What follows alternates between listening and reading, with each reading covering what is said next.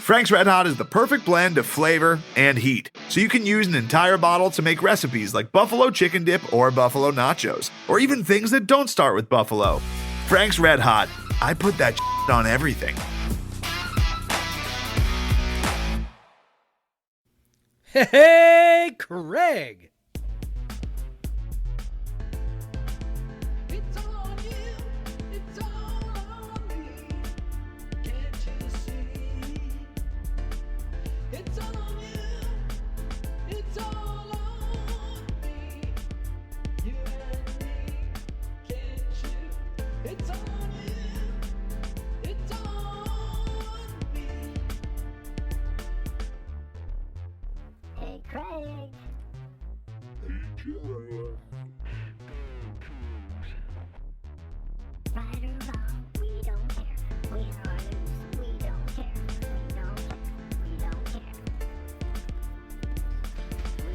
Hey, Jeff.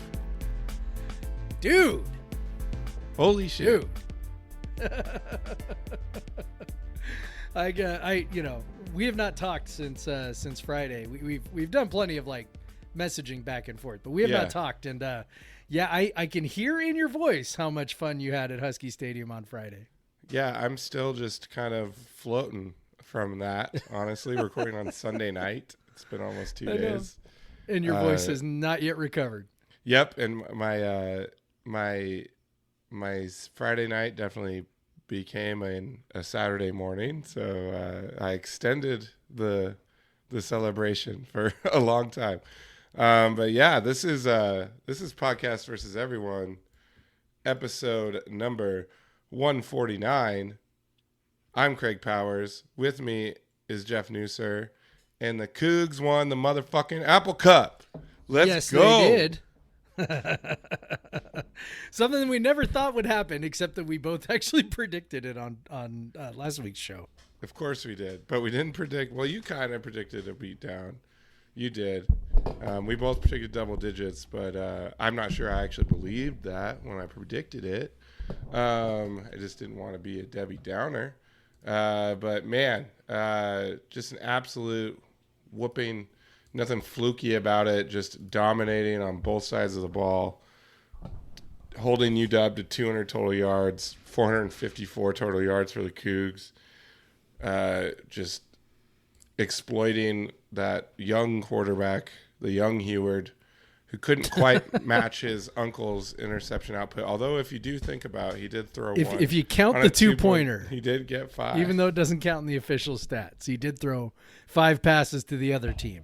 That's good enough for me. I don't know. I'm sure he and Uncle Brock can argue about it at Thanksgiving dinner, which one actually holds the record. Man, oh man. But yeah, what a game. Like what a performance, just to be in Husky Stadium for that, to have that happen in Husky Stadium, the large contingent of Cougs that were there. And I've watched some of the highlights and watched a little bit of the broadcast, and we were making quite a bit of noise. It sounded like, Yep. I didn't realize we were doing that, but we were pretty loud, and it was great, to have all those 5th and 6th year seniors finally get a win over UW and to set a record for biggest win over UW, period, Martin Stadium or Husky Stadium. That's just an incredible game, man. Yeah, it's a testament to the rivalry that 27 points is our biggest win in 113 years or whatever it was. Like we've never actually had an actual 4 touchdown win, and Washington has had a number of 4 touchdown wins. And so to do it like that, to have it come to an end like this, to have it come to an end in a way that was, just completely not apropos of the series in general. Yeah. Was just so fucking cool. Like I probably, like a lot of people, I mean, so I wasn't at the game like you were, as we talked about on last week's show. And to be honest, I'm like watching this and like, I'm not totally sure what to do with myself as it's happening. Like, I'm just sort of like, wait, is this happening? And then of course, there was the end of the second quarter really just kind of the second quarter in general, where we were trading touchdowns for field goals. And then, we give Washington some great field position on a kickoff, thanks to a one of many bogus penalties. And, all of a sudden Washington scores right before the half. And then we don't even really try to come back and score the other direction. I'm just going, oh my God, like Washington has nothing and we're only up by 6 points. And, it's like any sane, rational person would watch the way that game was unfolding and just go, we're fine. Like, we're fine. Like, Washington has nothing. Like, they can't really move the ball. They hit a couple of plays to catch up. We're dominating them. This would be, if we were playing anybody else, I would have been like, yeah, we're good. We're good. If we were playing any other team that's like a 4-win team coming into that game, I'd be like, we're fine. But since it's this fucking game, I'm sitting there like I'm freaking out. I'm absolutely freaking out. And like, I don't know how much while you were, doing your thing at the same, I don't know how much you were on Slack or Twitter, but it's like I was freaking out and I'm like, this is how it ends. This is how it fucking happens. We're better than this team. We're way fucking better than this team. And you know what? Here we go. We got our fucking coach brain going. We're punting when we should be going for it. We're kicking fucking field goals. This is it. This is how it happens. This is how we lose this fluky fucking game to a terrible team. And then of course it didn't happen. So yeah, I was I really wasn't sure how to handle this. I was not on Slack, not even one little bit. Yeah. But we were definitely worried a bit at halftime. We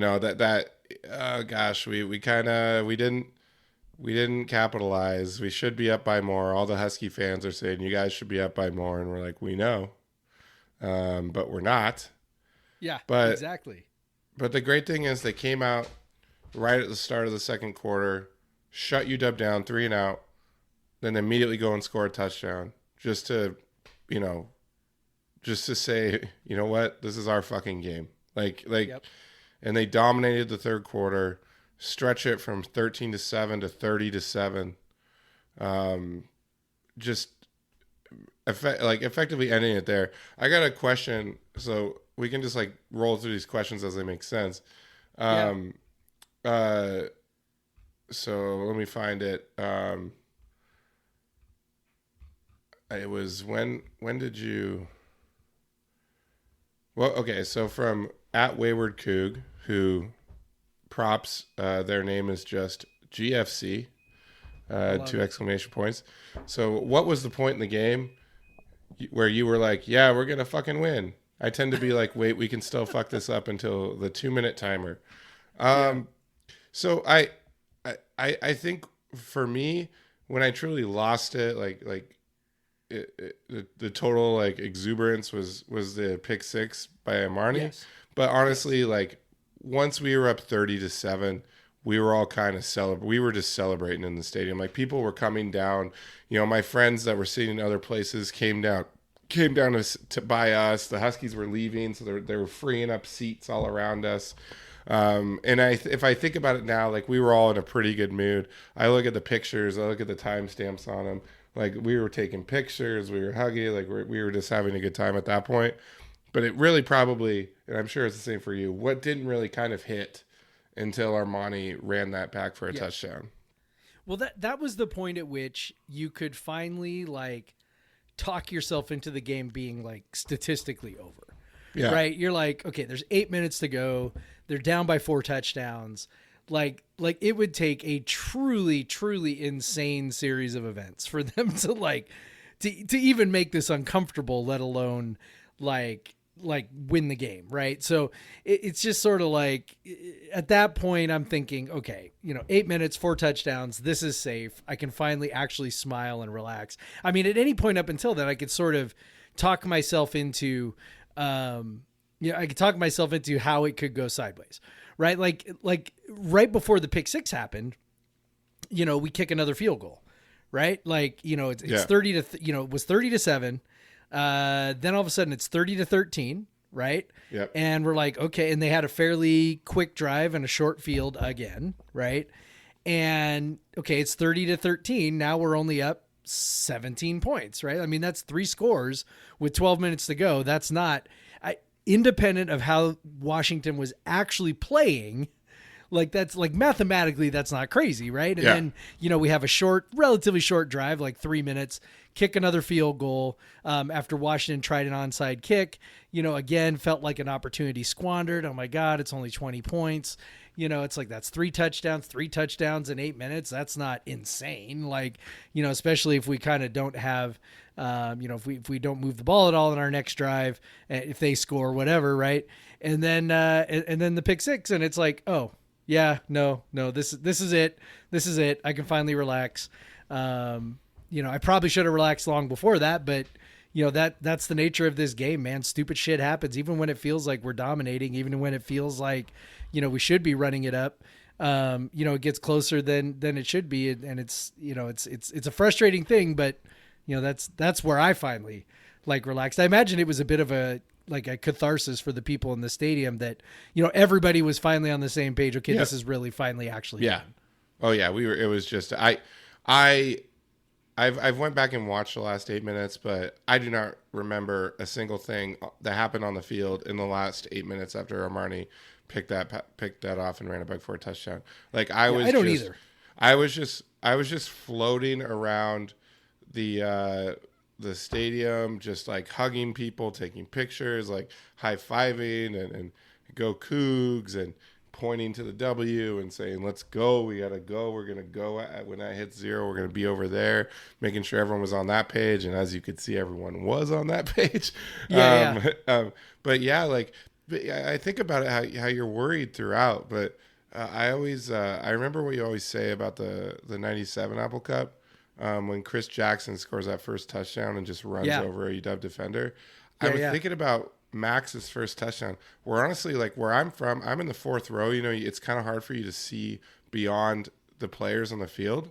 So we see him get hit, and we all kind of think he's down. And then all of a sudden, he's in the end zone, and you're like, what the hell just happened? And you look at that replay, and I'm like, maybe that should have been our fucking Chris Jackson moment. Like, no, like we are better than them. We are physically better than them. Like Max not only had a huge hole because our line screwed him up and our receivers were perfectly blocking downfield, he also just straight up ran around it. Like guy tried to tackle him, he just spun away from it and scored.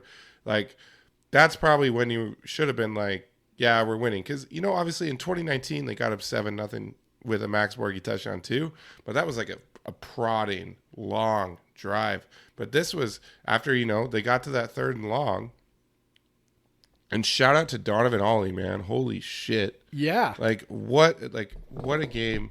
We've not been like super kind to how, I mean, we don't say mean things, but we're saying, he hasn't been that great. But just to, obviously Jaden made a nice throw, he made a nice catch to get open and hold on to the ball when he got hit hard on that 3rd down. And that's, they stuffed us on those first 2 downs. And then it was all Cougs from that moment on. Yeah. They convert that 3rd down. Next play is another big nice pass to, or 2 plays later, another nice pass to Ollie, and then bam, there's a touchdown. Bam, we tackle them on the 12-yard line, totally annihilate them on the kickoff. And like, if you aren't nervous wrecks like we are, you're probably like, oh man, Cougs are gonna fuck them up today. Oh, yeah. But you're just like, please make as many good plays now. So I'm not as stressed later.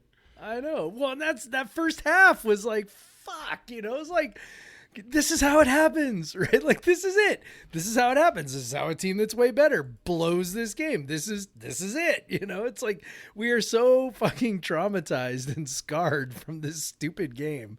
Like, I hate what this game does to me. I mean, I said on the podcast, and we did do this. I went out with, some friends, my wife and I, Sarah and I went out with some friends, and the wife of the couple, she attends Washington for her teaching program. And so she's recently moved here from Missouri. So she's just kind of all in on being like, yeah, I'm a Husky. Let's go. And I'm like, okay, I'm trying, the whole time I'm trying to be nice. I'm trying not to be mean. I'm trying not to be an asshole, because that's typically, how I would be. And if I really celebrated the way that I typically would celebrate, I definitely would have made some people mad, but it's just like, God, like, I'm wanting to enjoy this, and then I just I'm having such a hard time like being rational and reasonable about it. And I'm like, I hate what this game does to me. I'm like, I'm such a shithead. Like I'm thinking like, okay, we're dominating this game, everything's fine. And you mentioned that 97 game. Okay, so I think back to that 97 game. Like I was a junior that year. So like my experience as a Coug was short. That's my third year as a Coug, right? Before that, I was a Husky fan growing up, right? Like I was convinced I was going to Washington, very much a Husky fan. So this is my third year as a Coug. And my only experience to that point was, okay, 95 wasn't great, but 96 was an overtime game in Pullman. And then 97, I'm thinking, man, we got this fucking team. Like we're rolling into Husky Stadium going, whose house? Coug's house. Like we are so arrogant. We were so arrogant. We were so convinced that nobody could beat us, that Washington couldn't beat us. Washington was nothing.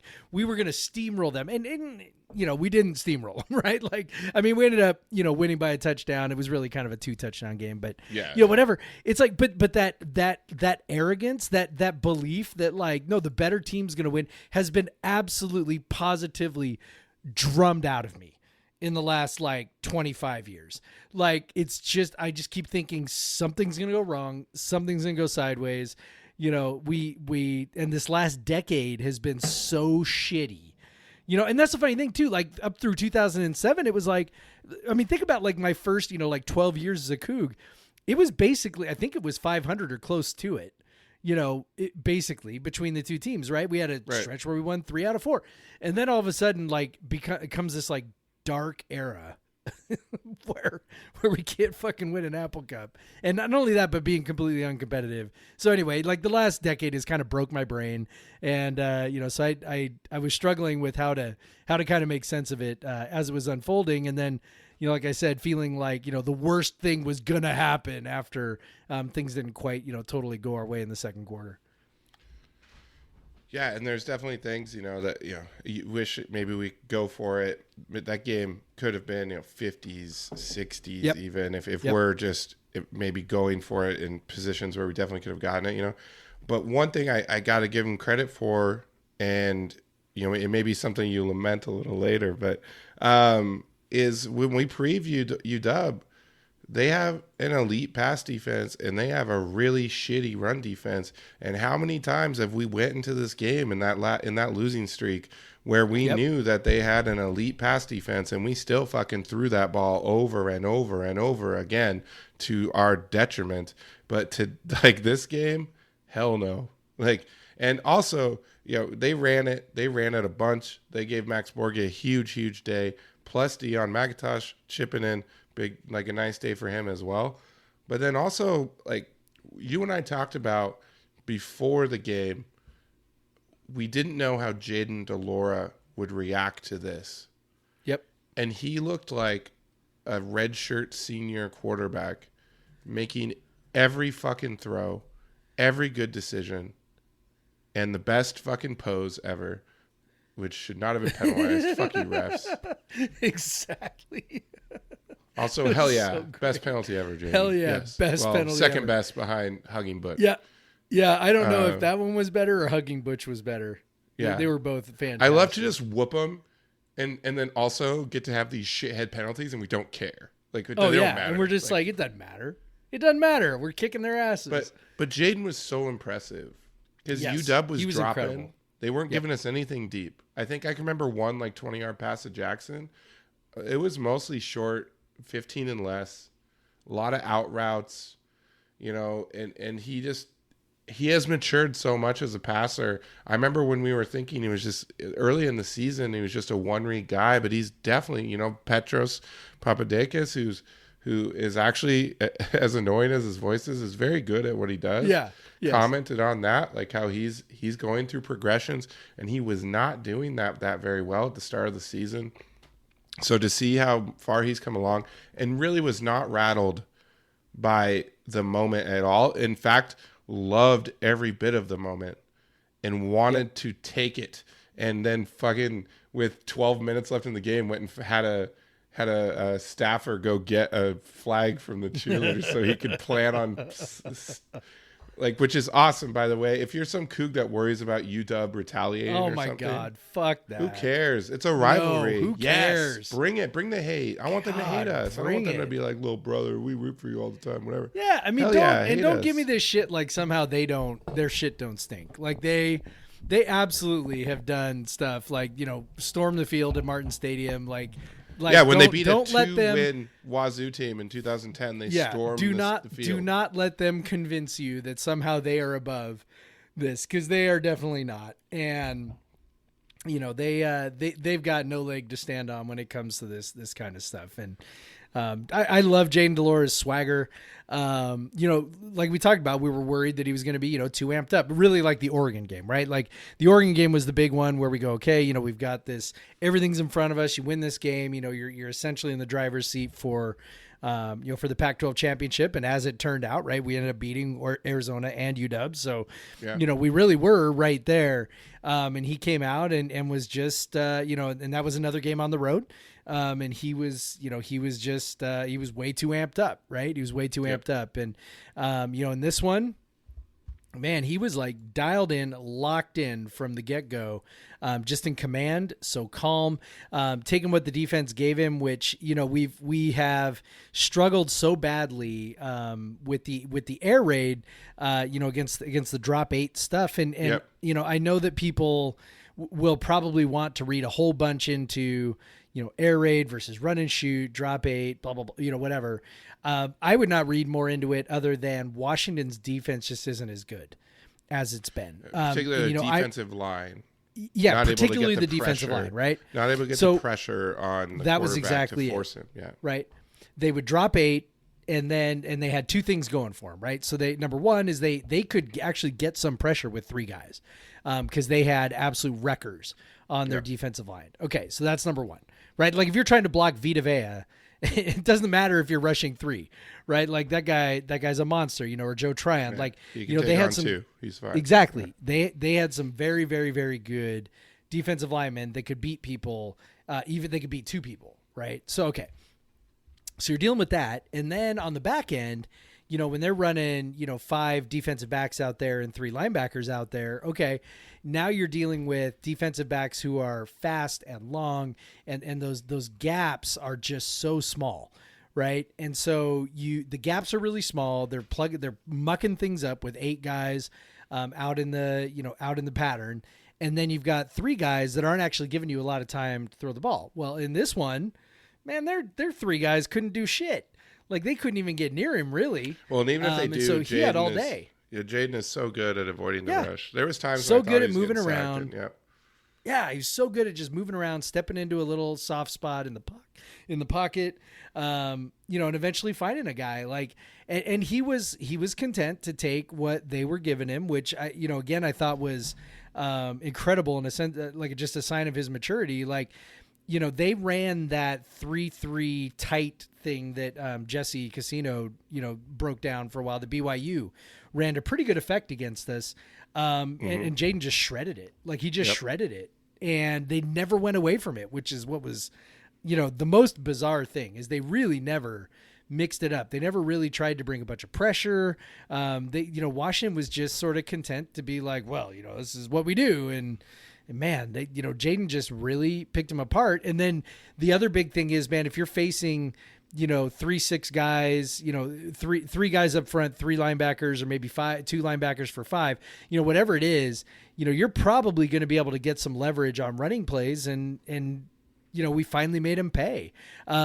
You know, I know people, you know, got so frustrated with Leach and the air raid and everything, but there's no doubt in my mind that if we had run the air raid in that game, we also would have scored 40 plus points against that defense. Like they were a mess. They were a mess, and we totally took advantage of it. And our guys, you know, to their credit, really just they had the swagger from kickoff. They had no doubt that they were the better team, and they went out and played like it, which, to be honest, was unbelievably refreshing to not have to watch our team pee down their legs for 60 minutes against UW. Yeah, of course. And what was awesome about it, and we talked about Dom and Ollie earlier, UW was they looked very intent on stopping Travell Harris, stopping Calvin Jackson. Absolutely. And Deshaun and Donovan basically caught everything that went their way. Yeah. So Ollie 68 yards on 7 targets, 5 catches. Deshaun had 7 catches on 9 targets. So they were just, it helped that Jaden was just on point, but still they made some tough catches, and they made some big catches, and they kept drives going. Especially Ollie, he had some huge first down catches. Really impressive. He looked every bit of the size and strength that you were hoping from him at the start of the year. He just looked big. I don't know if UW's corners are small or what, but he's looked big, and he looked like a presence. It kind of. Hopefully you continue that for next year, because it makes me feel a little bit better about our receivers based on how Donovan and Dejan performed in this one. And there wasn't distribution beyond those 4 guys really. Dion and Maxie had a couple, almost nothing catches or whatever, but they weren't distributed. I don't think those guys came out that much. I think we were going back to the 2020 games where the receivers played a lot, because I did not see many other guys coming on the field. Because I guess if it's working, it's working. Yeah. And then of course the ground game. Max did his typical thing, big plays. He got stuffed a couple times, but then he comes back. He kind of got real bummer. He could have had another really long touchdown. Real kind of. I don't want to say it was an iffy hold on Travell Harris. I'm just not sure if it was necessary in any way. It was pretty iffy. Yeah, but Travell probably didn't even need to touch the guy. Max was already by him. That's what's frustrating. Yeah. And because he did a nice pirouette into the end zone, it was great. Then it's looking even worse, because I think we ended up punting or something on that drive. But so it's wild to think. Dion was only 3.1 yards a carry. Whatever. Even they weren't. Other than Max had a couple explosive runs. They weren't super explosive, but they were just grinding. And that they got the ball back with almost 6 minutes left inside their own 10, and just ran down the field until the clock was out. Yep. Because it was really cool. Once we get to that big margin, you're like, can we stay there? I don't want UW to get a couple cheap touchdowns at the end and make this look like it was close, Yep. Because even Arizona did that last week. Yeah. And so that last drive went like this: Max for 5, Max for 19, unsportsmanlike conduct, Max for 7. Max for 4, Dion for 7, Dion for 5, Dion for 1 yard loss, Dion for 1 yard gain, end of game. 5 minutes, 22 seconds. Covered, looks like, 47, 51 yards. No, 53 yards. That's it. 53 yards, all rushes. Thanks for the unsportsmanlike. And then on the defensive side, it's funny, the defense was just not on the field very much. And the leading tacklers were Marsh and Watson with 5 total tackles. Yeah. So that's always good. When you don't have a guy with 50, that means there hasn't been many opportunities to get a tackle. And because UW just wasn't moving the ball, and Sam Heward, every so often, every 7 throws or so, would just give it to us. I'll say 2 of his were awful. By the way, have you seen the time of possession? Yeah. It's nuts. Yeah. 41-25 to the Cougs, 18-35 to Washington. Now, neither one of us are big believers in time of possession as a meaningful stat in terms of anything like it's not an accomplishment. Generally, to win time of possession, it's not a thing that generally helps you for sure win a game, right? But in this case, it just is sort of illustrative of how dominant we were, how little Washington could get going, in comparison to, our running the ball. So, yeah, and I guess Dylan Morris, as I wrote in my preview, was having one of the worst seasons for a UW quarterback in at least 13 years or something, as far back as I looked. but still, to go with this guy that's thrown 11 passes all year and start in this high pressure atmosphere, maybe they didn't think it would be a high pressure atmosphere, but I mean, he's a legacy UW guy. He's from Washington. Like you knew he's going to think this game is a big deal, and he obviously he was missing throws. They tried to get him, an easy start, some short throws, and WSU blew them the fuck up. So they were ready for that, man.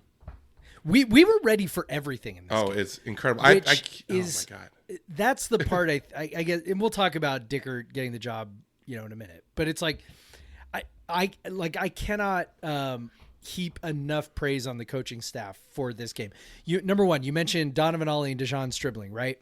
Like the fact that we were prepared to take advantage of passes to the outside, sort of knowing that they were going to try to take away, our two inside receivers who have been our 2-star cornerbacks generally on the inside receivers, Jackson and Harris. Those guys have been our most explosive players. And so, rather than, trying to shoehorn the ball to them and try to figure out a way to get to them, instead we went, okay, well, you're going to play soft on the outside. All right, we'll take your 6 yards, your 8 yards that you're giving us on the outside, and we'll just keep peppering you out there. And it really they really truly had a difficult time adjusting. And then defensively, same deal. It was almost like when they saw Heward was starting, they just sort of went, oh, fuck. Oh, yeah. Let's go. We are going to eat. We are going to eat today. And I wouldn't be shocked if that's the sort of conversation that they had with each other before the game that, hey, they'll probably try to ease him in, be prepared for short passes and just rally to the ball and hit some people. Because they were absolutely ready for all that stuff. No tentativeness. They were aggressive. They were fast. And so, I get why people are excited about, Jake Dickert and the defense and all that stuff going forward. They just, over these last, 5 games, and even the couple of games before that, right, where, they were starting to turn around. They've just looked really prepared. They've played really fast, and they look well coached right now. And that's the kind of stuff that makes you feel really good, because Washington obviously was a total train wreck with their coaching situation, and yep. we certainly were not. And all the kudos in the world to the staff. I mean, the players deserve the vast majority of the credit. They're the ones who have been through everything. They're the ones who, they are the constant, right? Like they were, the season was, really turning around before Rolovich got fired. So they're the constant, but it was pretty clear the coaching staff had them in excellent position to be successful. And so the coaching staff deserves a ton of credit for that as well.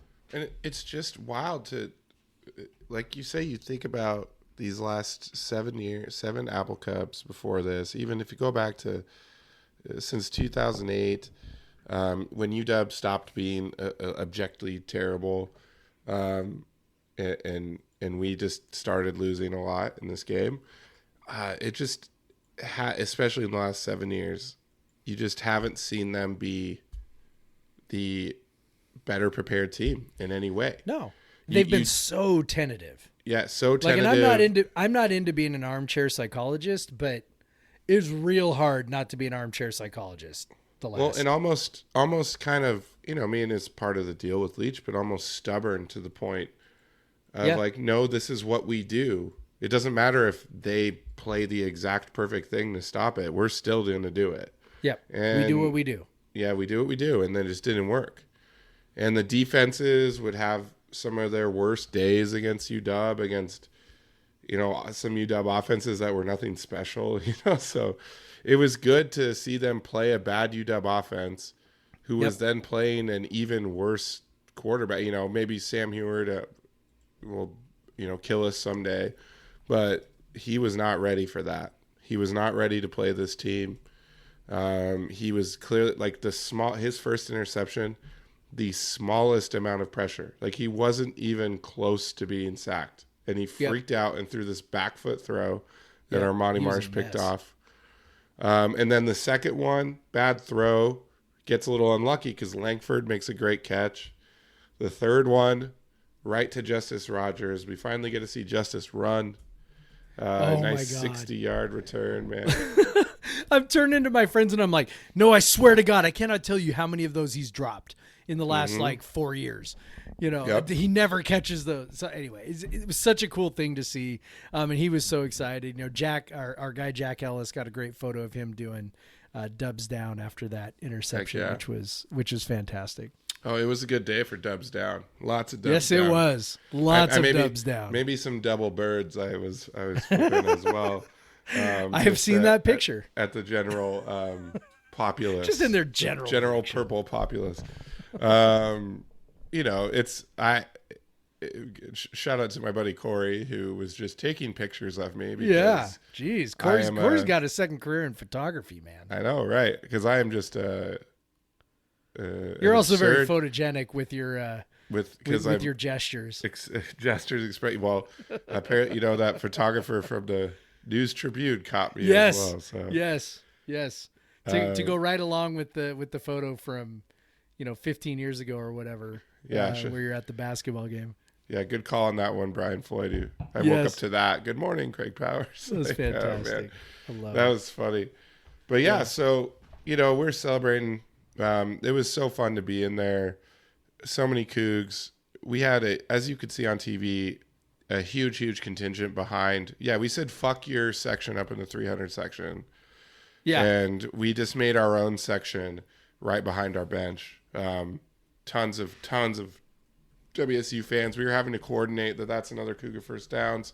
We were like having a guy in the middle being like, you got to start it, and you're doing it for both these sections, all right? And he's like, all right. I kept going, come on. He was wearing a Borgie jersey. I was like, come on, Borgie guy, it's all you. And he's like, oh yeah. And he felt really bad because he did it. So there was a catch that Dejon Stribling made where he very clearly fell past the line of gain. And for some reason the ref called it 1 yard short. Luckily WSU picked it up on the next play, but my man did the first down. We all did the first down, and then we're like, wait, second down. So then we just did it again. So, but yeah, it was funny. I was doing my little reveling everywhere in the stands, and then I look up. And I see that there's 30 seconds left, and then the play clock is, off, basically. And so I run over to that rail, and I'll tell you, and so I got a question. Who was it from? You guys send a lot of questions, which is cool. So at MKidsSTE, their name is just Go Cougs. How high was the jump down to the field? It was pretty high, especially. It looked pretty high. If you are recovering from a torn Achilles. From a torn Achilles. And all you could think of. So younger Craig would have just jumped down on that thing. I think it was probably at least like 10 feet. I think it was about 10 feet. It was not that. So you made a joke about the slow field rushing. I was like, this is the slowest field rush I've ever seen. There's a reason for that because the shortest railing was if you went by the steps. And so you had to be braver if you were just going to go over where your seat was, because it was even higher, probably like 12 feet there. So I just did this kind of, I fell down and just like kind of led my weight to my good leg and rolled over a little bit just to protect. So I probably looked like a dork. I went straight to the ground but that was on purpose, I swear. And then I just ran straight out. And so I have another question from Jeff O'Neill that says, at Jeff O'Neill, that need all of the stories from your time on the field after the game. So it's pretty funny. Just went out there. I think I was fairly unaware. I was just kind of basking at first. Because I actually saw, so I was stopping, I was stopping at players whenever I saw them. Thank you for this. I really appreciate what you did today. This is great for me. All of us, we're enjoying it. It's funny. I saw on the broadcast, I walked right by Jessamine McIntyre interviewing Max Borghi. Was right next to them. I do not remember seeing Max Borghi on the field at all. So I just went. And, we then someone lifted Travell Harris up and he had the flag over it. He had taken a flag from someone, and he just had a flag he was draping. he was doing dubs down. We were chanting. It was great, jumping and chanting. Security didn't even bother us at all. They let us stay out there for quite a while before they made us leave. So that was nice. Because I had heard a story from another friend who said in 2007 he saw someone get tased when they tried to jump on the field. Jeez. Yeah, so he was like, so I don't know, we'll see. And I was like, but then I saw people were going. I'm like, we're going, man. So it was pretty cool. Zane at some point found me, which is the benefit of being the tallest guy. I was just every player I would see. A lot of them I didn't even know. I just like look at their back. I'm like, oh, you're best. I saw Dean Janikowski. I know it was his birthday. It was Travell's birthday too. A lot of happy birthdays, Yep. So yeah. By the way, Dean Janikowski outscored UW on his own. So way to go, Dean. He gave you plenty of opportunities. No kidding. But yeah, so it was so Zane finds me. We jump up and down, like we're just slamming into each other. It was so funny. And then my friend Brad, we're you're going to the W and like intentionally just like stomping on it. Of course, of course. You don't know, does it do anything? Does. I don't know, but you're just stomping on it, like F this, fuck this, like, and then my friend Brad breaks out a little seat pad and then puts WSU Creamery smoky cheddar on it. So we're sitting on the 50-yard line at Husky Stadium eating Cougar cheese. Yeah. And that was pretty epic. That was pretty awesome. By the way, one of my friends sent me a picture of you guys eating cheese on the W, and he goes, "Hey, check out these dudes eating cheese on the W." And I'm like, I know them. Like, I see them. I'm like, I know these people. These are all my friends, So he was like, no way. And I'm like, yeah, for real. I know all of them. Actually, you weren't in the picture. It was Marnie and some other people. And I'm just like, well, I don't know where. So I said, did you see Craig? And he's like, no, I didn't see Craig. So I don't know. You were off doing something I was standing right next to that, but yeah. But yeah, that was because I was just taking pictures of them. Yeah, it was great, and he was very pleased by your. Yeah, that was pretty big.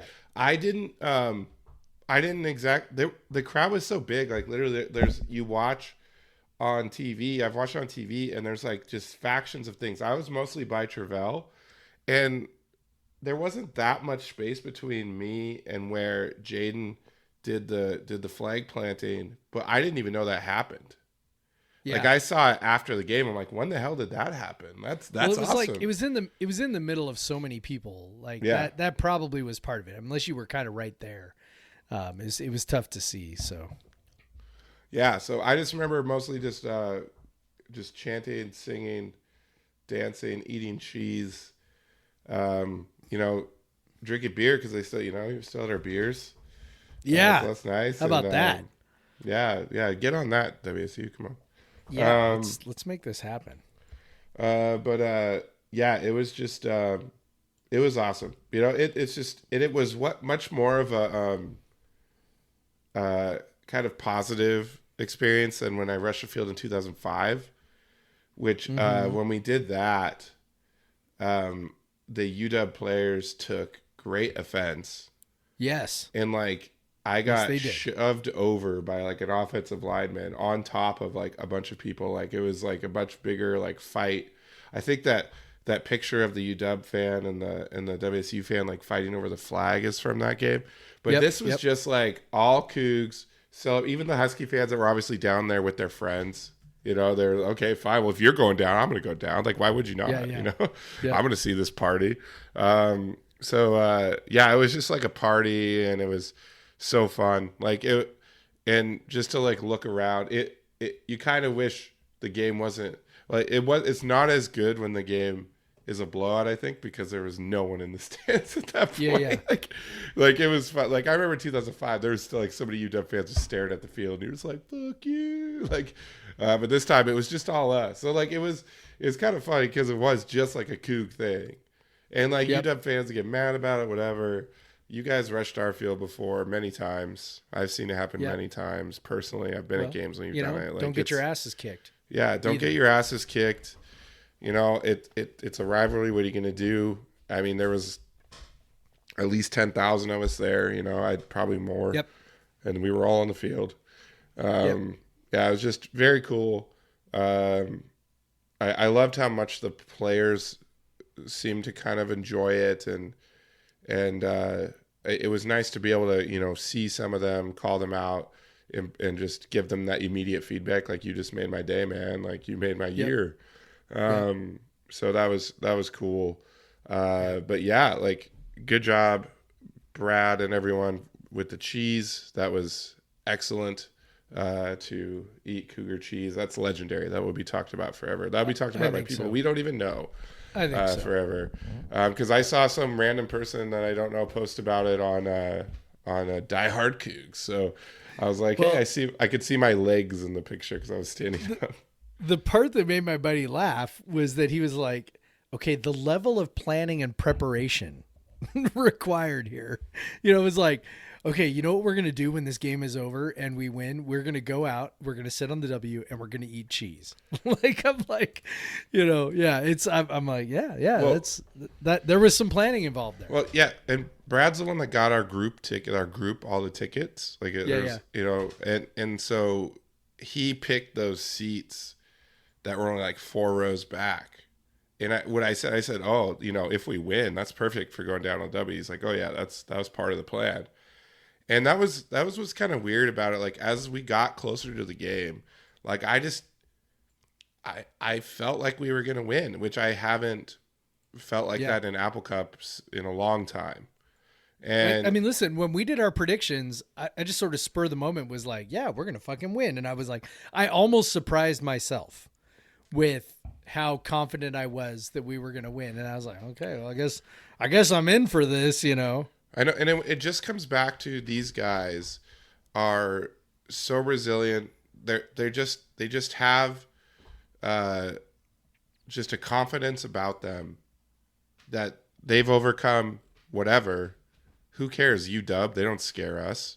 Like, we're supposed to win that game, and they think they're supposed to beat everybody. They were very mad after Oregon, you know, that and really, like, they made mistakes in that game that cost them the game. But against UW, they've basically made no mistakes other than, you know, maybe not finishing all their drives. But apparently that was all gravy anyway. Yeah. Just because it was an absolute obliteration. It's fun, you know, like when they stomped Arizona State.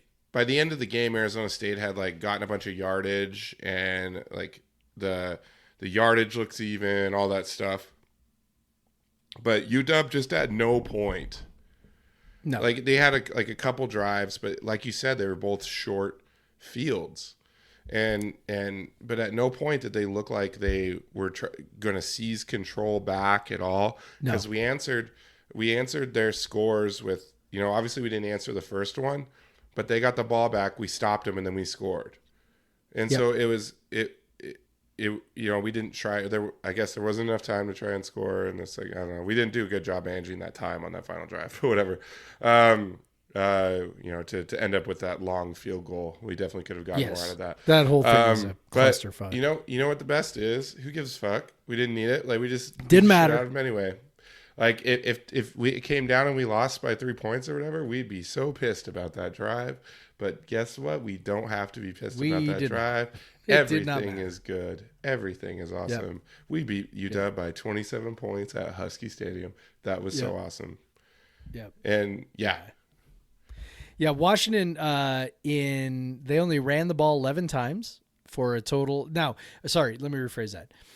11 designed runs for a total of 37 yards. Now, I know that their overall rushing yard total was 10, and that a lot of that was a sack of Heward, and then also they had a messed up snap or something, right? Where the ball went. They lost about 15 yards. So I see Javion Sunday had one for -2 yards. Oh yeah, there we go. Okay, 12 for 35. 12 for 35, which is pretty fucking good. So that's great. They had Heward had to that only run the fumble. ball 12 times and have Heward throwing the ball 31. That's kind of the dream. That's kind of the dream. 31 passes for 190 yards. Yeah, which is bad. That's bad, especially when you throw on 4 picks. Yes. And they had, their sack adjusted rush average was 1.8. So that was bad. Why, like we talked about, their yards per play was 4.4. I have not looked at our season stats, but I'm pretty sure that's a low, for any of our opponents. Just utter domination, only 200 yards to our 454. Really just a total beatdown, in every measurable way, which, I was so excited for the seniors, just to be able to go out like this. There's a number of guys who, we've talked about all the challenges they've faced overall. So, we don't need to rehash that, but if we just take the Apple Cup in a vacuum, right? These guys have gotten their asses kicked repeatedly, in this game. And, 2018 was the game that we all thought, okay, this is the one where it's going to change. Gardner Minshew, our team is very, very good, et cetera, et cetera. And then everything was fucked up by the snow. And I will go to my grave that if that game was in, normal conditions, that we win that game, but it wasn't. And so we ended up losing that game, fairly convincingly again. And so, this team has just sort of like been through everything in this game. They haven't been close. And frankly, they've just played really poorly. Like, it's not like they've just been the inferior team. There's been a number of times where they've been very good and they have not been competitive. And so, to go from that to this, just had to feel so good, seeing Borgie, smoking a cigar, right. In a tunnel. There's that, there's, guys, Travell Harris up on somebody's shoulders, out on the field. I imagine you were, fairly near that. It's just sort of like, it wasn't even so much like we talked about how these games are typically close. So even when we win them, there also seems to be almost more this sense of relief that they survived more than anything else, not like, yeah, we kicked their ass, more like, whoa, we survived and we won another one and this is great. Yeah. That wasn't the case on Friday. Like, they just, even after the game, when you looked at them, they were just like, fuck yeah, we were better. And we kicked their asses. Yep. Like, that's like, there was just this aura that they were giving off that was just like, no, we were the better team and we showed it and we kicked their asses. And this is kind of how it should go. That was just so cool and so fun to see. Yeah. And it just, you talked about the last 2 Apple Cup. Well, even all the ones, if you go back to when I would, since they broke the last 6 game losing streak, 2004, that comes down the wire. UW pulls close late after WSU's up by quite a lot, makes it 28-25. They nail biting. Exactly. Oh, we survived. 2005, they have to get that late touchdown from Trenton Harvey.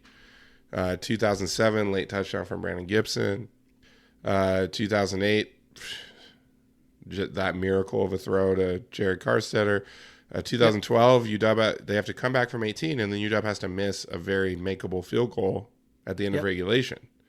And so, it's like we just survived. But this one is, since my time as a Coug fan, which is my freshman year of 2003, I've never seen us put it on the Huskies like this. No. It was just like this feeling when I was in the stadium. Like, it was just like, I am seeing something that is just incredible. Like, it just, I was just trying to appreciate it, like this is insane. I think I said that like a million times. Like, this is insane. Yeah. This is insane. Yeah. This is insane. Yep. 'Cause like even though I picked a 10-point win, you picked like a 3 touchdown win. My vision of when I was walking in the stadium of like how we were going to win was going to be like a late score or a late stop or something. And then we were going to just, be like on pins and needles. But it was just like, it was so fun because it was a goddamn like celebration for so long. Because they were, after that third quarter, it was just, at that point, you're just enjoying the fact that you are beating the shit out of them at that point. Maybe you're not convinced that it's over, but it's just like, we're up 30-7 right now. on UW. Like, this is awesome. You know, we're up 23-7, and Deion McIntosh goes and scores and gives Butch a hug. You know, and like all the cool, like so much like awesome shit was happening. You know, Max Borghi got a couple touchdowns, which is awesome. His last regular season game, and then you know, it was just like I hope we have more experiences like that at UW. Yep. But I have a feeling that one's going to hold up for a while. Or in any we're going to be Cup, talking really. about this one for a while. Yeah, and the fact that it was like a streak breaker too, just makes it feel so much better. Just because we were just at this point with this game, you know, not that long ago, where we're like, we're never going to win this game. Like, I will never ever pick us to win this game. And now it's like the Apple Cup has this whole new life to it again. Like it's a rivalry again.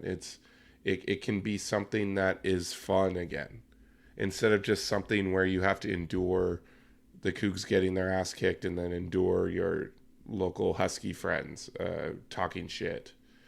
You know, so it's really cool to just beat the ever living shit out of them. I love that some of them got offended that we rushed their field. That's just part of the deal, man. That's part of the rivalry. It's a tradition. Yep. And yeah, so what a kick-ass day. What just like an epic day. And even just I can imagine like watching on TV,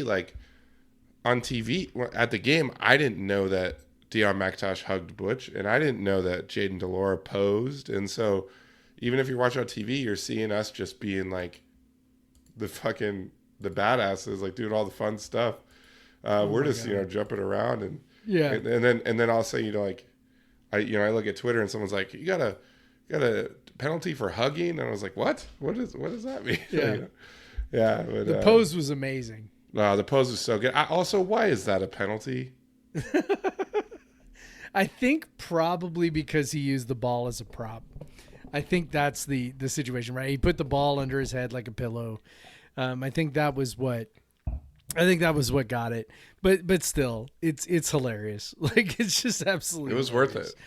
Yeah, absolutely worth it. And like, okay, hugging the mascot is a penalty. Like, I don't know, the NCAA, because the mascot is also a prop.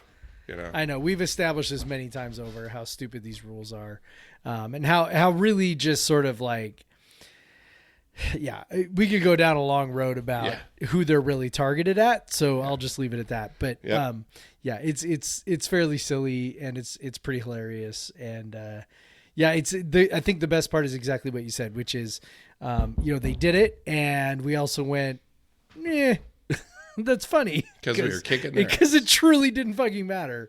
That I think was by far the best part. So so just awesome to see Armani Marsh, who was a former walk-on, have a great game, and then awesome for all those cool seniors, especially the guys that came back, use their extra year of eligibility that they got they've just done nothing but lose. Jihad and other guys just get that win finally. Liam, I mean, this was really the one thing missing from their resume, right? Like they were on the verge of graduating without ever beating Washington, like not even just beating, but being competitive, as we talked about. For them to come out and really just do it was remarkable and awesome. And I'm so glad that they get to put that in their back pocket. They lost to Washington, but they walk out with their last thing being the biggest beatdown of Washington that the program has ever had. That's a hell of a thing to put in your back pocket as you head out into the real world. And none of us will ever shut up about it. So no, we will not shut up about it ever. Remember that time when our quarterback waved a flag and planted it right on your W? Yeah, that was fucking great. Yeah, that was great. Like I cannot wait. I cannot wait to go to school tomorrow and go to the rooms of the Huskies and just sort of smile. Like I'm not even going to taunt them. I'm just going to stick my head in. I'm going to smile. I'm going to wink. And that's all I'm going to do. And I'm going to walk away. It's going to be great. It's going to be the best thing ever because they've been writing the scores on whiteboards and shit for years. And I'm not even going to write the score on their whiteboard. I'm just going to like stick my head in and smile. Be like, how you doing? Give them a wink and walk away. Yeah. Strangely, that's all the questions I had for the Apple Cup. I guess you guys just figured we would talk about it. Yeah, there's a lot more questions about the new coach, man. Yeah, and basketball. And basketball. But yeah, so I guess yeah, awesome stuff. What a day. What a legendary day. I'm glad we have this podcast where we get to talk about it. Also, it was pretty fun. A lot of people knew who I was. And so I got to have a lot of cool conversations with a lot of our listeners. So if I talked to you, thanks for talking to me. And it was really fun. Yeah. Way to go, everyone. And go Cougs. That was awesome. Fuck the Huskies. And let's maybe take a break. That's a good time for that.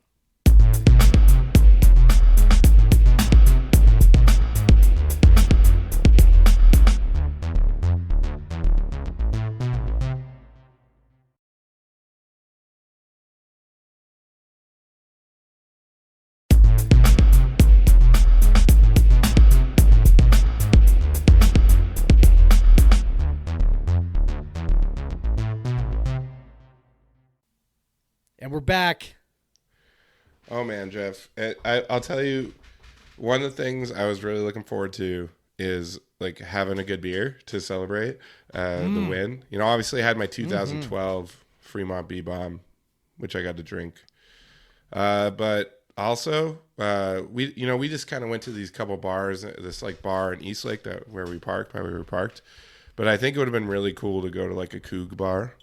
After that, I bet anyone who did that, like if I was in Ellensburg, I think I would have went to Pretty Fair Beer because I'm sure they were pretty excited there. I bet they were.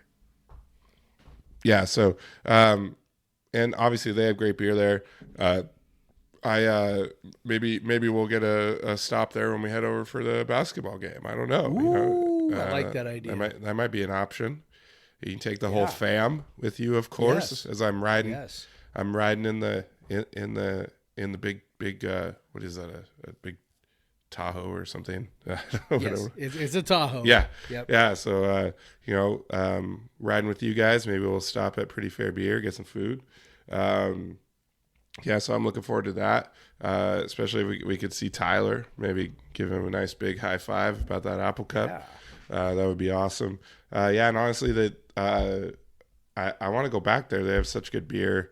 I want to have more of their food. I've had a couple things there. I've had the buffalo chicken sandwich. I've had the mac and cheese with pulled pork. Both very good things. And I know they have wine and stuff. And I think they were doing some obviously it's too late for that, but they were doing specials on their wine for Black Friday and everything.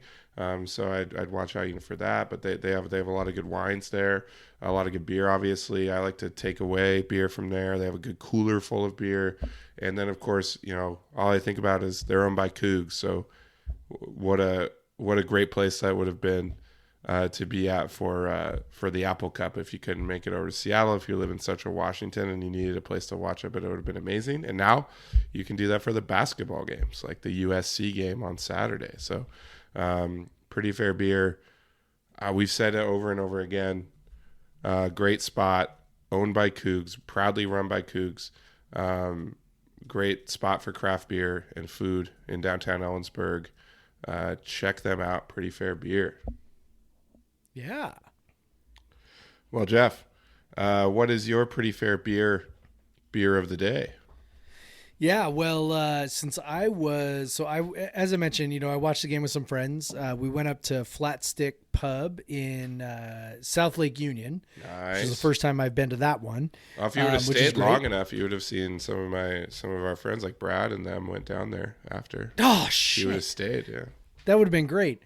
But yeah, we left and went to Salt and Straw to get some ice cream in Ballard. Nice. So anyway, that's where I was during the game. So I did not have the privilege of doing what you did, which is having a big, celebration beer at the end. So instead I am having my celebration beer now, and I am having, this Holy Mountain Sunless Year that I've had in my fridge for, I don't know. I think I want to say I got it like last spring, maybe. Nice. So it's kind of been sitting in there for a little while. So this is the oak fermented Baltic porter. It is, as you would expect from Holy Mountain, incredibly tremendous.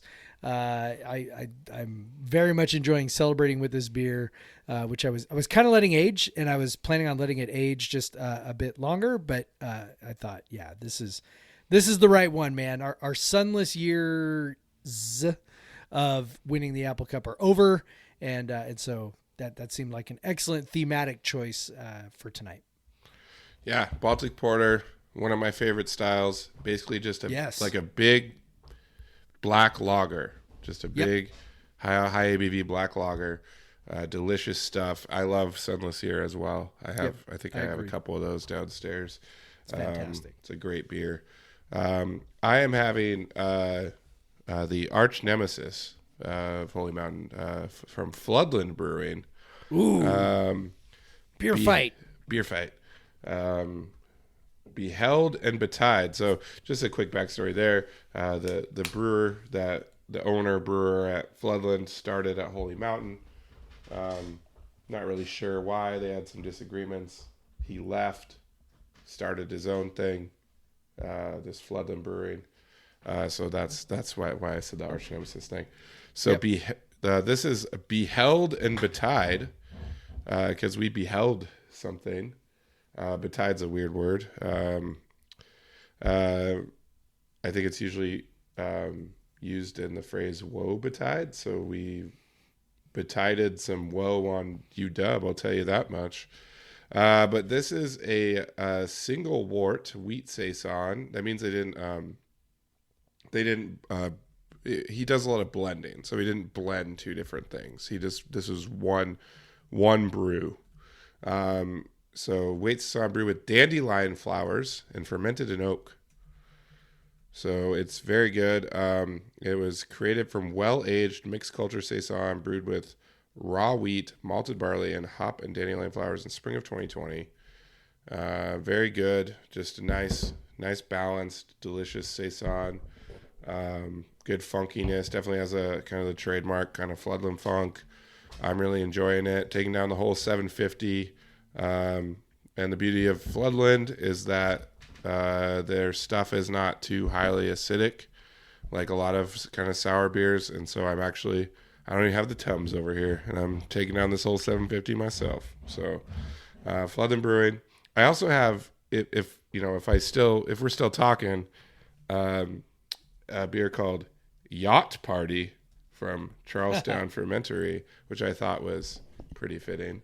I know the WSU official pregame was a yacht party. They had some friends that did that. And, so we took over the sailgating too. So suck it. Fuck yeah, we did.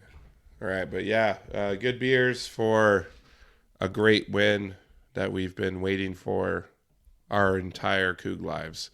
And then directly on the heels of that, the very next day, something that was kind of expected at that point, right, that Jake Dickert was named officially head coach, given a 5-year contract. So he's the guy now. And Jeff, I'm just going to give you the floor on this. What? Why would you do that? Because I have strong feelings about it or something? So let me just prompt you though. Yeah. I know you have some reservations. I don't disagree with much of it. I agree with a lot of it too. Maybe just don't feel as strongly as you do. But yeah. So what is it about what you saw in these last 5 games that maybe gives you pause going forward? Not taking in, we can talk about his credentials and everything, but just from a tactical, what he does on the field. Yeah. What might you kind of spoke about on Twitter? Like what gives you some pause there? I mean, look, defensive forward coaches have a certain profile that they typically fit, right? So it's things like this. It's okay. So They typically are wanting to control the line of scrimmage, and they want to be physical, right? Like these are things that they preach defensively. Like if we're going to be a successful defense, we've got to do these things, right? We got to be physical up front. We got to control the line of scrimmage, blah blah blah. So then they take that viewpoint, that sort of worldview, and then they also apply it to their offense. And so you see coach after coach after coach who is a defensive coach, generally, and it's not true 100% of the time, and I'll talk about a couple of counter examples here in a sec. But in general, defensive-minded coaches are going to expect their offenses to do certain things. They're going to want them to be run forward. They're going to want them to be physical. They're going to want them to not get cute. And they're going to want to control the ball. They're going to want to control the clock. They're going to want to protect the defense. Like they're just they're coming at it from a defensive point of view. And as you and I, as people who live near Seattle and are Seahawks fans, we've watched the Seahawks do this for a decade under Pete Carroll, right? Where it's like, okay, this is how we're going to play football. Like we're going to do it this very specific way. And at WSU, we have had a long tradition of coaches being offensive innovators and really being sort of like on the cutting edge of, in particular passing, right? But just sort of like being innovative. What I saw under Dickert in his 5 games was a pretty clear shift toward essentially that defensive coach mentality, which is, we're going to run the ball. Right, we're going to run the ball over and over and over. We are going to dominate the line of scrimmage, and the percentages were, fairly out of line with where they were in the first 7 games. So, through the first 7 games, they were running the ball about 30 to 40% of the time, generally. And then our Dickert, some of it was more, some of it was less. But there were a couple of games where they were over 50% runs. And really just seem to be emphasizing the run more. Now, I don't have a complete data set. I think the thing that would be the most illuminating would be to look at, how many times they're running the ball on early downs, right? Yep. And how many times they're running the ball in what we would consider passing downs and things like that, right? So like 2nd and long, where they still running the ball, things like that. I haven't had a chance to dig into that sort of granular of a level, but just sort of from the 1,000-foot view, they definitely were skewing more toward the run than they ever had under Rolovich. And I know there are, a number of people who have said to me, hey, they were ahead against Arizona and against Washington. They were dominating. So of course they were going to run the ball more. Okay, fine. Except we were ahead against a number of teams when Rolovich was in charge, Oregon State, Cal, Portland State. These are games where we were playing from in front and we stayed in Stanford, and we still were not running the ball to this proportion. We were still running the ball about 40% of the time or less. So I think there's a pretty clear indicator there that this guy is, as we would expect, a defensive-minded coach who's going to approach things from a defensive perspective. He's going to want to be physical. He's going to want to control the line of scrimmage. It wasn't merely game state, and it wasn't merely, trying to take advantage of a team's weakness.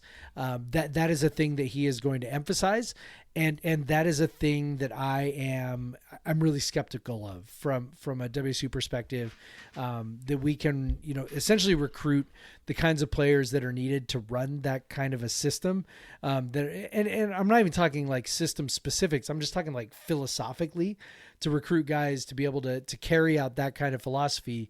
Obviously there are guys who can do it, who have been defensive guys who've done, Bob Stoops is sort of the OG of that, right? Like he gets hired at Oklahoma, he hires Mike Leach, right? And they had a long history under him of having, pretty open spread offenses that are designed to score points. He just kind of he was a defensive coordinator, and he just kind of looked at it like, okay, what are the offenses that give me the most trouble? That's what I want to do. And there are other guys too who were able to do that. I mean, Nick Saban has, come up and realized like, hey, this is how we have to play now. If we want to do this, we got to be, they're still going to be run the ball effectively, but they need to open it up, and they need to spread it out, and they need to be explosive. But I don't know that those things are necessarily super illustrative, right? I mean, those are like teams that land, really good players, really, really good players, the kinds of players WSU doesn't land. I think looking at teams like Cal and maybe Utah are more instructive for WSU. Cal has really struggled, really, really, really struggled with a defense first mentality. They just have not been able to get the offense right.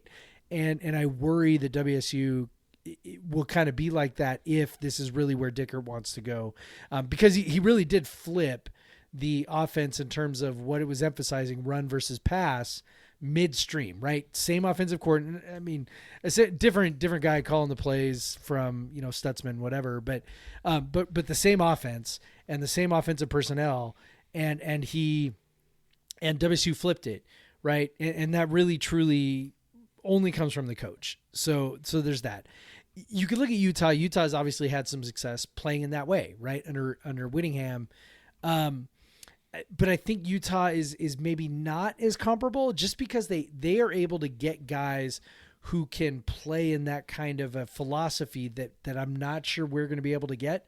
They're in Salt Lake City, huge Mormon population, obviously, which allows them to get into living rooms of poly players, essentially in Hawaii and Samoa and in Utah as well, that maybe WSU is not able to get in with. So I'm not sure that replicating Utah's situation is really viable. So that's all to say. I'm just like, Dickert clearly kind of had a philosophy of, doing the defensive coach thing. That played out in the Apple Cup with some of the decisions he made to punt it or kick field goals or whatever. I'm skeptical that can be successful long-term for WSU, but just because we haven't seen that be successful for us, I'm not going to say it can't be, but we just haven't seen it. What we have seen is offensive innovators be successful. And so until I see what Dickert's going to do with his offensive coordinator and things like that, and in terms of who he tries to add in the transfer portal, I'm reserving judgment, but I'm also skeptical that we're gonna do the kind of thing that has been successful for us over the years. I know that was probably much longer of a rant than you were looking for, but that's kind of where my brain is at right now. Yeah, and a little bit. I wonder if it. I do think he'll be definitely more run first. WSU did play a string of defenses that were much better at defending the pass. Yes, no doubt about that. So the optimistic side is that they just saw that, because it was really kind of endemic in the Pac-12, which is truly a product of recruiting and the recruits that we get, is that they have really good pass defenses typically, and also for years it was such a passing league. It's not at all anymore. I the think Pac-12 that's is the bigger thing. Not a passing league. You look at Jaden DeLora, who led the conference in yards and touchdowns with like 2,723. So it's not a passing league anymore. Definitely a lot of teams that run. But it just seems like the defenses haven't caught up there. And so maybe they saw that as an opportunity. Maybe Rolovich wasn't letting them do it, and then they said, "Well, we're going to do it now. Now that I'm in charge." So maybe that's a possibility. But yeah, I do think I'm more concerned about than having a running offense. I hope if So, we got a question. I'll just add, just because we're around this. Well, first, Jeff, I got from Garrett Foster, G Foster Fit. Why do you hate Jake Dickert? Yes. Why do we hate him? Well, I think as you specifically. It was meant to be. It was meant to be sarcastic, I think, as well. But. Yeah, it definitely is. So I definitely saw something about. Okay, do you foresee a change in? You just covered that, Casey Ferguson at Ferguson Casey. Do you foresee a change in offensive philosophy system? Or do we keep the run, shoot, and emphasize the run? That I'm not sure about. I'm not sure either. I could see him doing that just because Jaden seems to have gotten that down pretty well. So maybe but he also is going to want to hire his guys, and maybe he doesn't want to hire Brian Green or whatever, Yeah. So it's that's an interesting question. I would lean toward him hiring someone else, honestly. Yeah, I've kind of talked myself into both, which of course is pretty classic, fan behavior. But so the offense was really fucking good 3 out of the last 4 games. Now, as you mentioned, part of that is Arizona State, Arizona, Washington, not great teams, so maybe there's something in there. But you put up 40 on Washington, and you left some points on the board. You put up 40 plus against Arizona, and you left some points on the board, right? Like you just kind of go back. Okay, Oregon didn't go great, but whatever. Oregon's good. So, okay. I think as much as we think that the last 5 games were an audition for Jake Dickert, there was always a sense. I mean, I'm not gonna tap dance around this. There was always a sense that if Dickert was successful, he had a really legitimate shot at keeping the job. And if we knew that, then Brian Smith certainly knew that. I did Brian Crane again. I said it again. Yeah, that's all right. But Brian Smith certainly knew that, right? So, not only was Dickert auditioning for the job, but Smith was also auditioning for a job with the guy who was auditioning for the job, right? And so I think what he showed, and look, I mean, run and shoot guys have not always just been, pure run and shoot. I mean, Nick Rolovich went off and was an offensive coordinator at Nevada for, a handful of years and tried to, sort of blend, pistol concepts with the run and shoot. And it wasn't real successful, but it's not unusual for a guy to go and do something a little bit different, blend some concepts and become a slightly different guy. I would not be shocked. The more I've thought about it, the more I think I've come to the conclusion. I would not be shocked if Smith stays. I mean, they've got a good thing going with DeLaura. They've shown that they can be effective doing it the way that Dickert wants to do it. Moving away from running the ball 30 to 40% of the time to running the ball 50% of the time. Because I mean, look, Arizona State, Oregon, Arizona, Washington, here are our run percentages in those 4 games: 57, 31, 54, 52. Now, again, you could say that's game state, but look, Utah State, we were ahead for the majority of that game, 25% run. Portland State, 40%, right? Cal, 35%, Oregon State, 32%. Like, you cannot argue that something different. Stanford, 43%. Like, you cannot argue that something different, right, has taken place over the last, 4 to 5 games. So Smith has shown that he will carry out what Dickert is asking for, and they've scored a lot of points doing it. So, maybe he really does get to stay, and it's not necessarily required that you fill out the staff with run and shoot guys, because you're not maybe necessarily going to run a pure run and shoot system anymore. And I think that was the worry, right? Like, there are so few guys who really run a pure run and shoot that, trying to find the guys to fill out your staff was really tough. I mean, we hired, two guys in their 60s, right, to come in and try to fill out the staff when Rolovich got fired. So, maybe you don't actually like, I think the thought was that's okay. Well, that's what you got to have if you're gonna stick with the run and shoot. Maybe that's not what you have to have if Smith stays on. Yeah. And yeah, I could definitely see that too with Jaden. It's always hard to tell. I mean, obviously we're just going by the few things we've seen in public, but Dickert doesn't seem like a big ego guy. You got to be a little bit of ego guy to be in this position. Yes, you do. No doubt. So, but he also doesn't seem like a guy.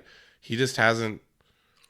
I mean, this is his first head coaching job. Like, he doesn't have an offensive philosophy, so he might just adapt to one. So, so he's already got this thing. So why change it? And like you said, you have a very good young quarterback, and you probably don't want to screw that up by throwing him in a whole new system, all that. So, I kind of hope that he, people can think whatever they want about Smith in the last few weeks, but I mean, they've done pretty well. And if we're going to run the ball, I hope it's out of a spread offense. I would be really uncomfortable if we were going under center and trying to traditionally run. So if we're going to run the ball half the time or more, let's do it out of a spread, please. Cause we're going to be able to recruit guys better that can succeed in that versus, a traditional under center, I formation, single back, whatever.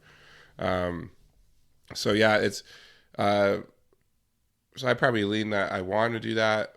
I'm not sure if what Dickert stays. We don't really know that much about him, honestly. No, we don't. So in terms of, I don't think this is really what you were asking, Casey, but when you just say philosophy, and this is what you were alluding to, and what I'm most concerned about is the fourth down stuff, the punting, the field goals. Yep.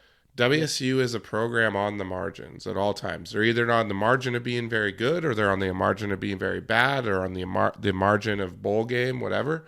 Like, they're always seem to be on some sort of margin. And I want a coach that's going to find a niche, find an advantage that maybe other coaches aren't using. So one thing I really liked about what Rolovich was doing was the going forward on fourth down relentlessly, because that was going to pay off. That pays off over time. Maybe it fails once, but if it fails once and you get the touchdown the next time, then you got 7 points instead of maybe getting 6, because it's college kickers. Right. You might not get 6. Right.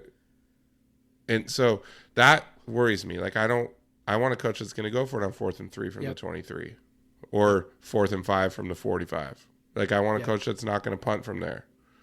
Defensive coaches tend to be very conservative. Yep. And about so that's those things, and it's frustrating.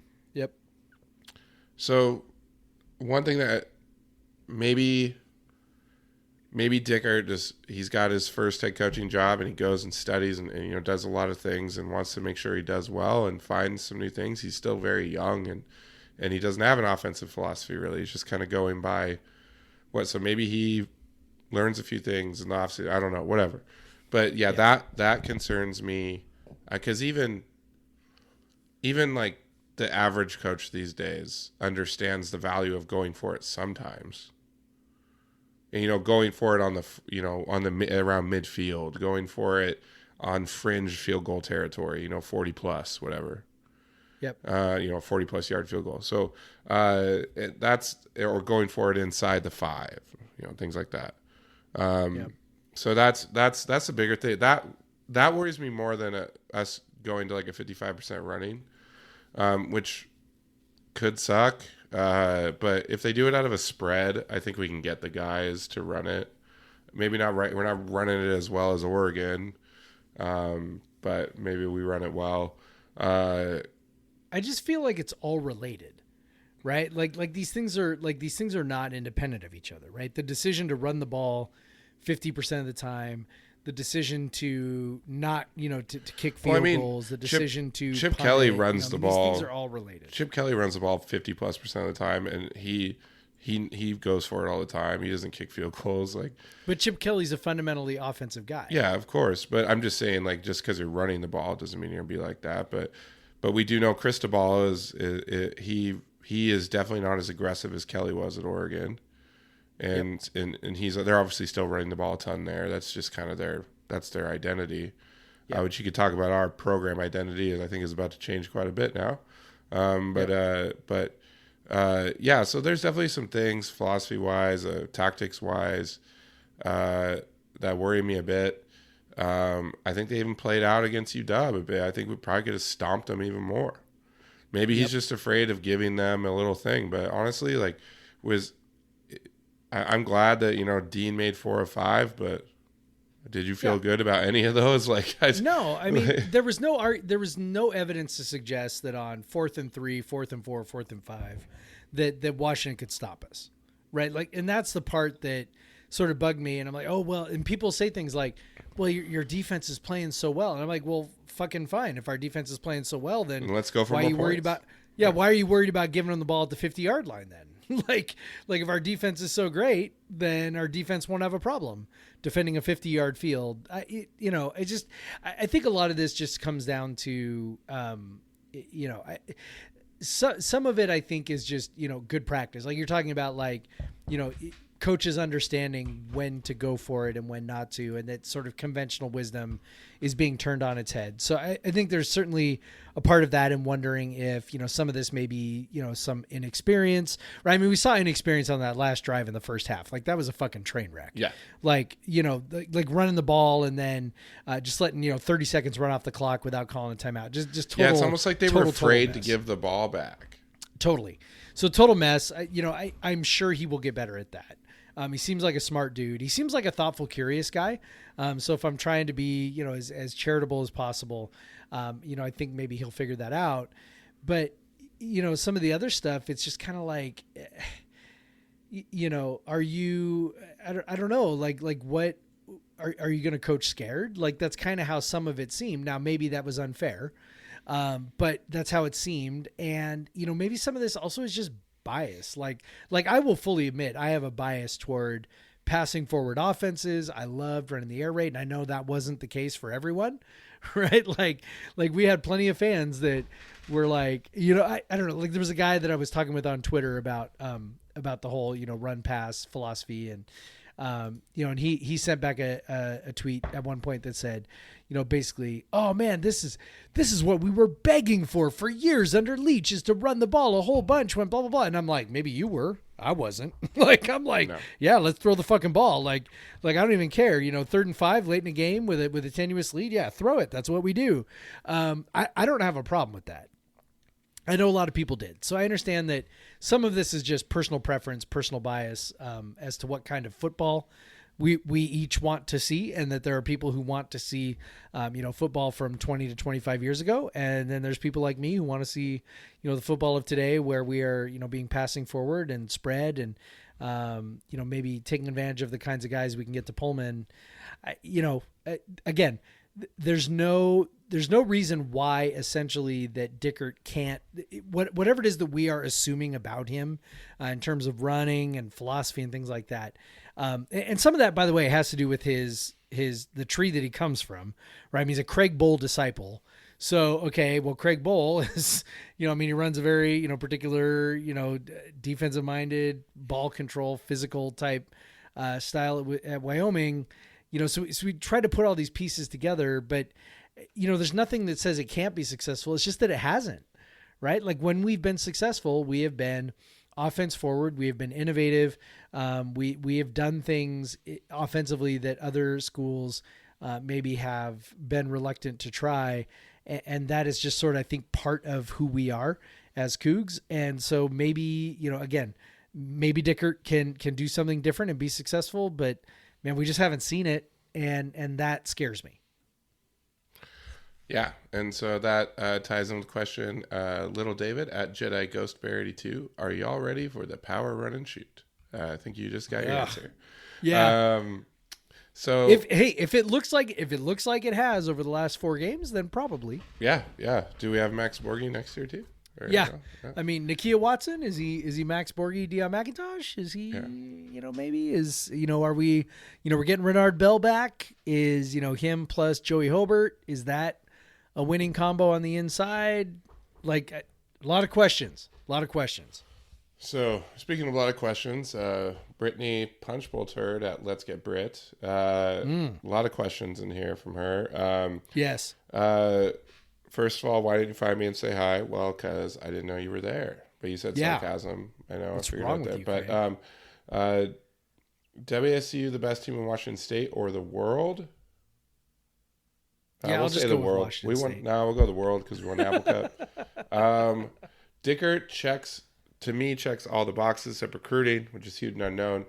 How do you think we'll do at that? So the recruiting is one thing.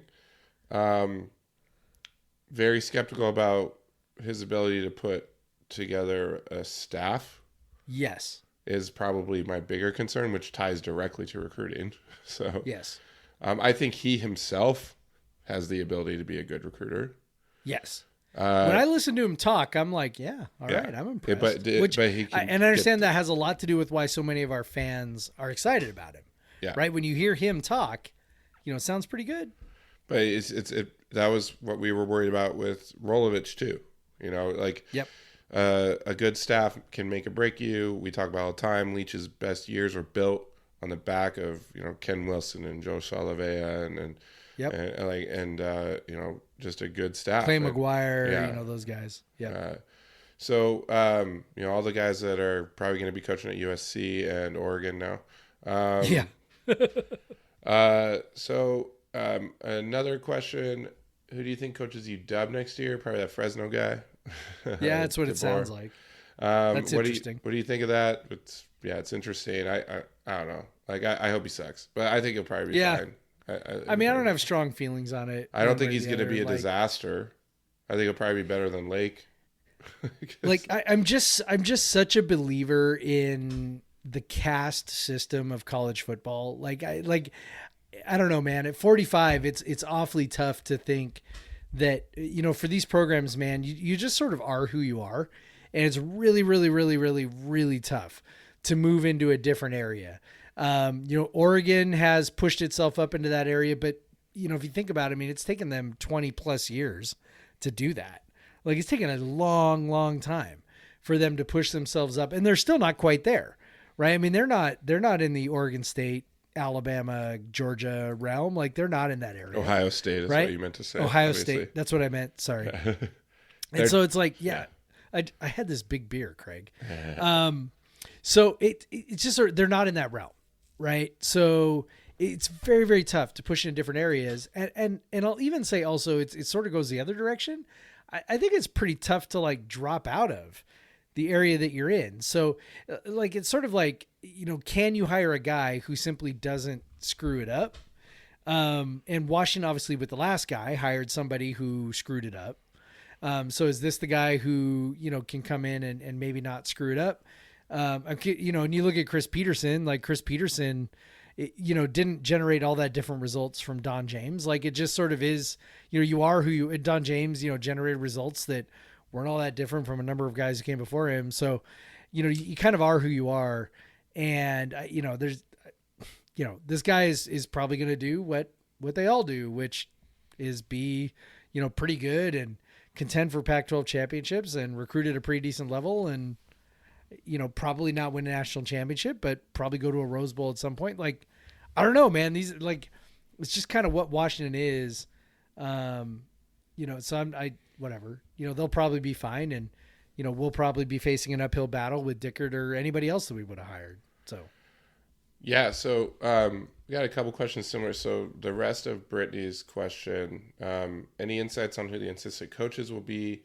My thought is Dickert's contract will be light, so we can spend big on assistants. Do you agree? And then another question is, let me see, from MKids Stay Again, salary predictions for Dickert and how he changes the offense going forward. We already talked about that. And then who would Pod versus everyone would have rather seen be the head coach?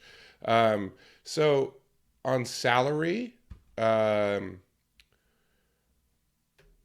they gave Rollo more money than I thought they would.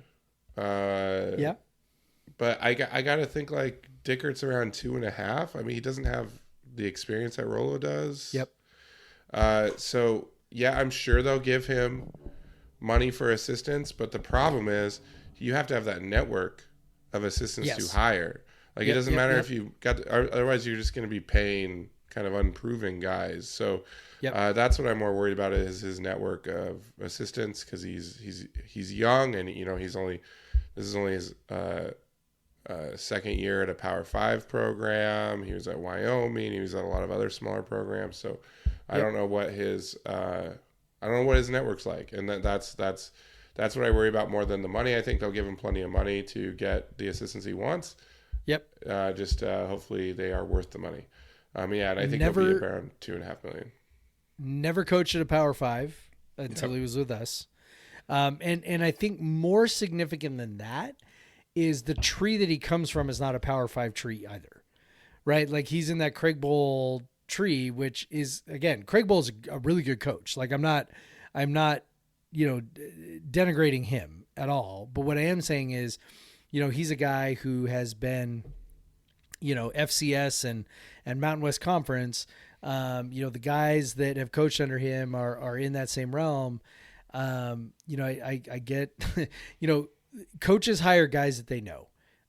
We see that over and over and over again. It's part of the reason why we have, such a huge problem in football coaching with white guys dominating the sport, because it's like people hire guys that they know, and they hire guys that they're comfortable with, and they whatever. So, there's just, even if Dickert was inclined to hire somebody that he didn't know, but that, maybe Craig Bowl knew, that was, hey, Craig Bowl goes, hey, you should check out this guy, and I'll, connect you guys. That's just not, even guys that Craig Bowl knows are not generally going to be, those kinds of guys. So again, it's not necessarily problematic, but we have a history of guys struggling in that situation. Paul Wolf struggled in that situation. Nick Rolovich struggled in that situation with, recruiting in particular. And then we had, of course, as you mentioned, the flip side of Leach, which is Leach, went out and got a bunch of guys from Power 5 schools to come up, guys that he had coached with, guys that he had coached as players, kind of brought them up. And all of a sudden you saw, and so many of those guys now have gone on to other programs. Grinch has gone on to, obviously, to Oklahoma State, and then, it sounds like to USC. But Dennis Simmons, you mentioned Ken Wilson, Jim Mastro, Clay McGuire. Like these are all guys who are on a level that Rolovich did not add to his staff. And so when Dickert looks to expand his staff, is he going to be looking for guys like that? Is he going to be able to land guys like that? If he makes a phone call and says, hey, come up here with me, are they going to take that phone call? I don't know, man.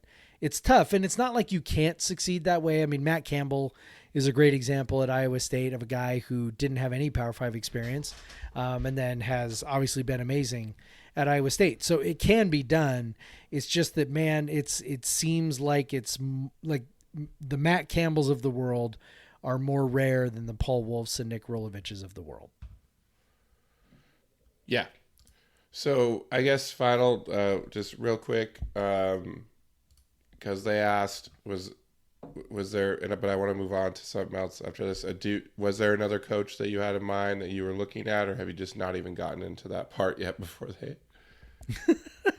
I know how this sounds, but I'm going to say it again. Not my job. That's Pat Chun's job. That's why we're paying him $700,000 a year, is to know who else they can get, who will be a better fit. Now, maybe I should just trust that Pat Chun hired the best guy. That's certainly a reasonable position to take. It certainly seems like, given the timing of everything, that they didn't conduct a real search. And given everything that we've heard from the, just like people who are in and around the program, it certainly seemed like this was somewhat predestined.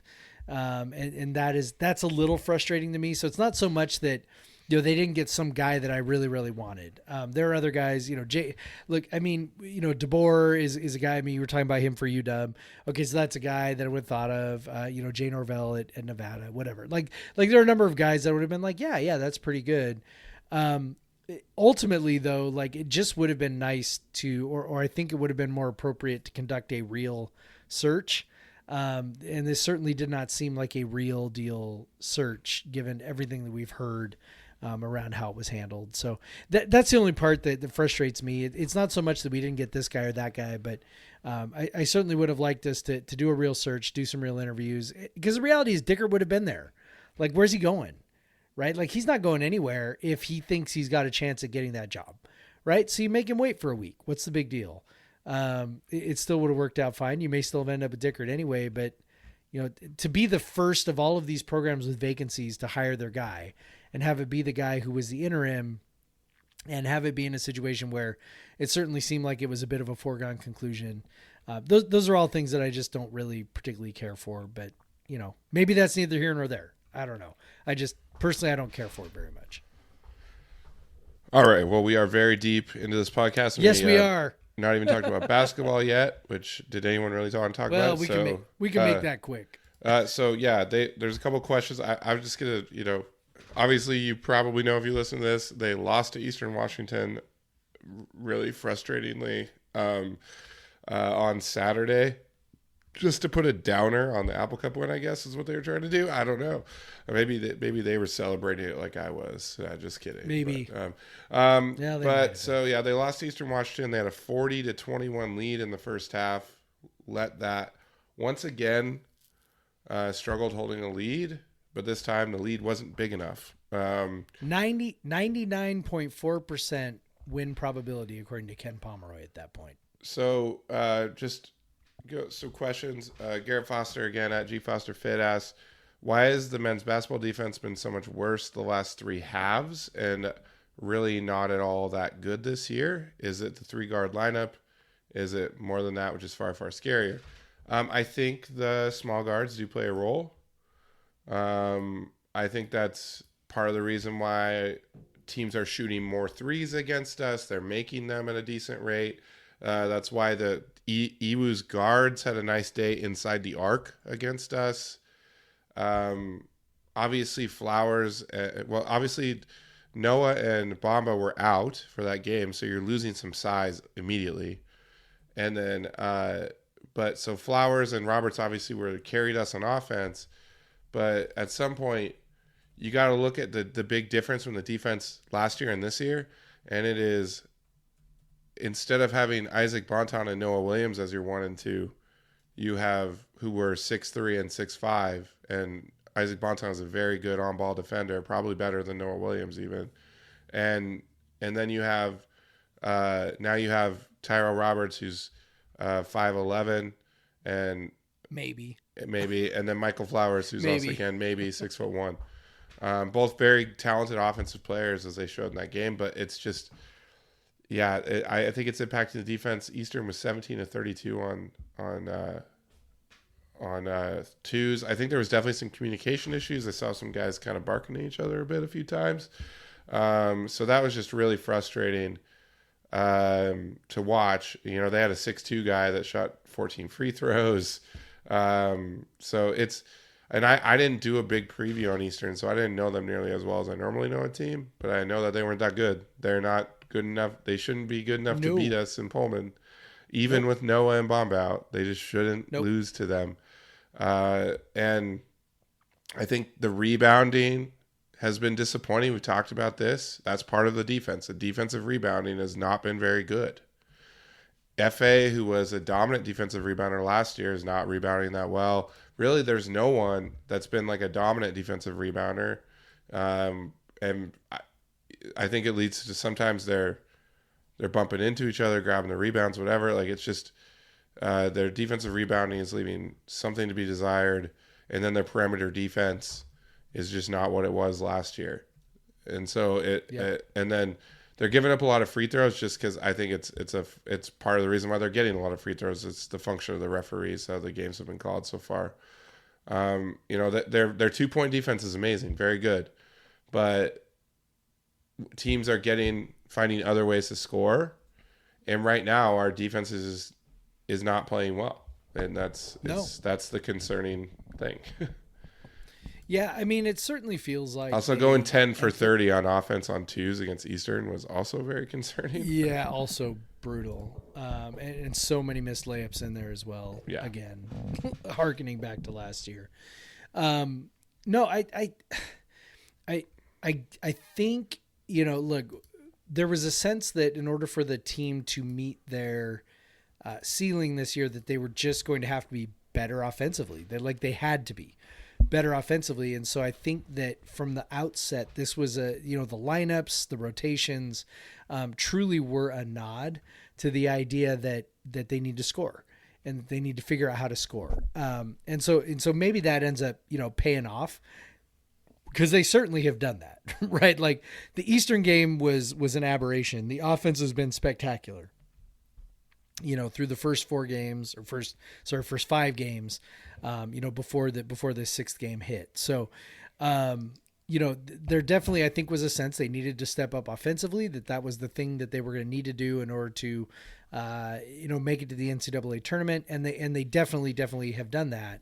So now the question is, okay, so the defense has maybe come a little bit at an expense of that, right? Like they've put their best scorers on the floor with, we mentioned the 3-guard lineup, and I know that, Noah Williams is probably technically playing a wing spot, but he's a guard, right? So, so you've just gotten really small on the perimeter, and I think, going from, like you said last year, between Bonton, Williams, and then, whoever, Yakimovsky or someone like that, going from 6'3", 6'5", 6'8", or 6'9" to, 5'10"-ish, 6'1"-ish, 6'5"-ish. That's a big difference. And so I do wonder if they maybe change up the rotations a little bit, go a little bigger.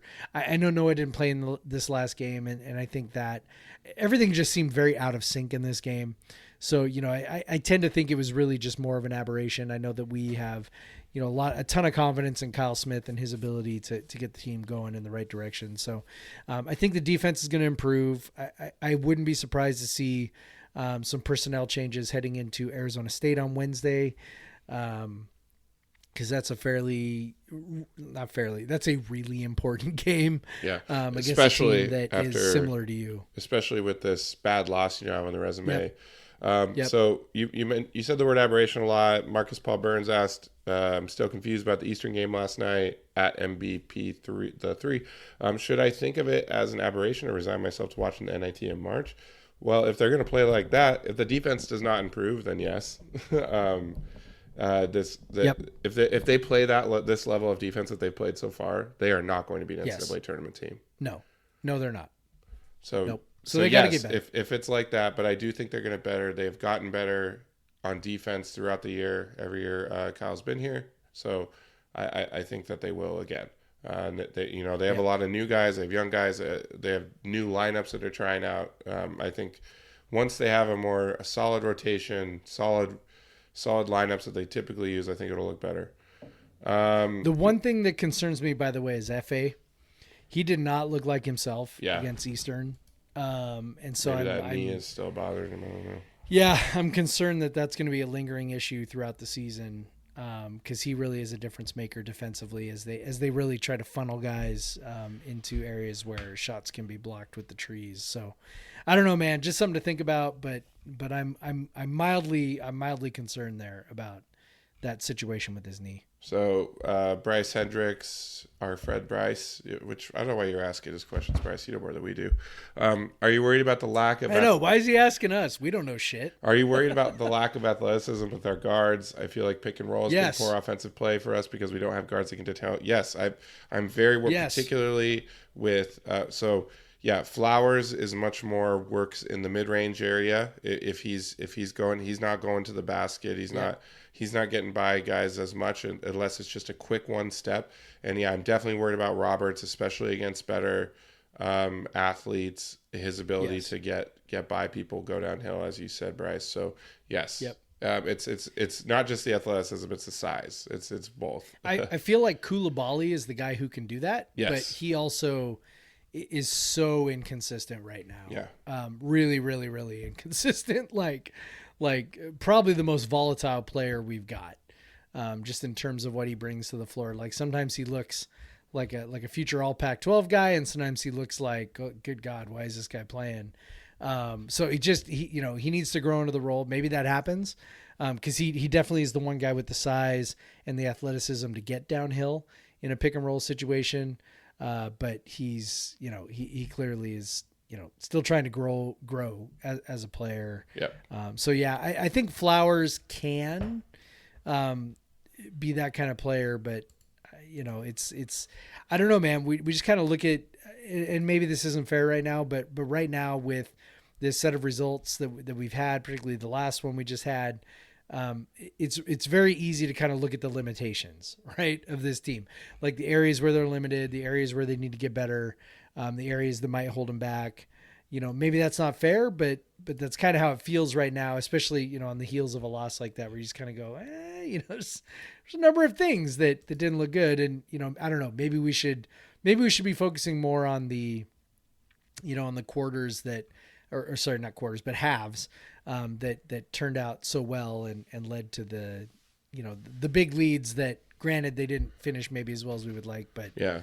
also that's sort of the luxury of having a giant lead. Yeah. So hopefully this issue with them letting big leads go isn't like an issue of effort or anything like that. Although I have a feeling that might be an element of it. So yeah, they got a big one against Arizona State. That's one that'd be good. It's listed as an A game on KenPom, so it potentially could be a tier one game down the road, depending on how Arizona does the rest of the season. Yep. So if you can get that 44% chance to win based on KenPom, Arizona State's number 85, we're number 57. That'll be interesting. That'd be a big win if they could get it, and then go into USC on Saturday. That would be obviously huge to get that win. So big week. Then they have a couple tough mid-majors, or 3 tough mid-majors after that, and then Boise State coming. Like they got a pretty tough schedule coming up. Definitely didn't want to lose that one to Eastern. It's very frustrating. But we got through all of our questions. We should briefly, the women's hoops got a big win down in the Bahamas over Miami, who was listed as a first 4 out on ESPN's bracketology. So I assume that's going to be a good win. They won pretty handily despite turning the ball over like 25 times. I think that's an issue they need to clean up big time. They are turning the ball over way too much. But it's good to have Johanna Tadare back. She definitely adds an offensive element that they didn't have before. And then they got pummeled by NC State, who is a top 5 team. Got a little humbled. So we'll see how they do against kind of the top teams in the Pac-12 this year. Obviously, they've always had trouble with like Stanford. They've not really been able to touch them yet. So I don't know if that was a harbinger of that. But yeah, overall, they got a big win. They definitely need to clean up those turnovers. Is way too much, especially in the first half. They seem to have this issue of just piling them up in the first half. Yep. Yeah, I think on balance that was a good, series for them, down there. I think, beating Miami is a good win. That's a quality win.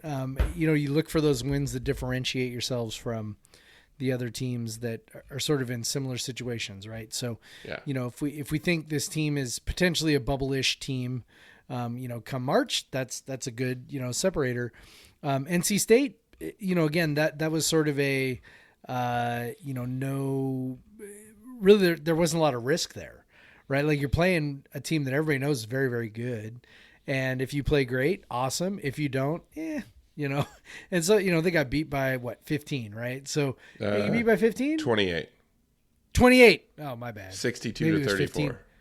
Oh, maybe it was 15 at one point during the game. I don't know. Anyway, you're losing to a team everybody knows is good. That's not necessarily a huge problem. So to get the win against Miami was important. The experience against NC State was good. And I think ultimately, I don't think they were necessarily harmed by what happened against NC State. And I think that, again, differentiating yourself from a team like Miami is a good thing. And they handled Miami fairly easily. Maybe they beat Miami by 15. Maybe that's what you're thinking, yeah. Yeah, that's probably what I'm thinking of. So anyway, you handled them fairly easily, and that's a good thing. Yeah, and then the volleyball team, they lost their Apple Cup match on Saturday without Pia Timmer again, but possibly she could be back because they are going to the NCAA tournament again for the 6th straight time, which is so awesome. And they're playing Northern Colorado in the first round. So that's just like an awesome achievement. 6 straight NCAA tournaments. Yeah. That's something so cool that, not a lot of our programs accomplish. Yep. I mean, we talk all the time about how this is sort of the golden era of WSU sports. That's part of it, man. So, I think it's Northern Arizona, right? That's who they play. Northern Colorado. In the first round. Northern Colorado. Doggone it. I knew it was one of those northern teams in the Southwest. So Northern Colorado, a team they should beat. It's sort of a similar, it looks like a similar situation to what soccer faced, which was, in case you get your easy opponent up first, and then just kind of jump it right into the fire with your next game. So they're going to be right there, and super exciting. And again, a really young team overall, which is super crazy. So again, as we say often, kudos to Jen Greeny and her staff putting together these teams. It's very, very cool. Yeah, very cool. So thank you for listening again to a long podcast. Obviously, that was one of our longer game recaps because we won the fucking Apple Cup. If you want to follow us on Twitter, I'm at the Craig Powers. Jeff is at Pod versus Everyone. On Instagram, I'm at Craig W. Powers. If you want to send us an email with questions, that's my email. I'm not going to tell you that. It's although it's just on the Coug Center website, you can just go find it there. It's podcastVSEveryone@gmail.com. So yeah, that's it. That's all. Hopefully, getting my shit together and putting a Patreon together, and we have some real cool potential items for you to earn on that. Yeah. Jeff, go Cougs. Go Cougs, Craig. Black Lives Matter. Black Lives Matter. Get fucking vaccinated. And fuck the Huskies.